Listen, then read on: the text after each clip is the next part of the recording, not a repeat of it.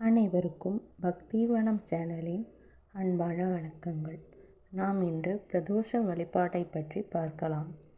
இன்று பிரதோஷம் என்பதால் சிவபெருமான் அருளை பெற சிறந்த நாள். நமசிவாய என்ற மந்திரத்தை குறைந்தது 11 முறை சொல்லுங்கள்.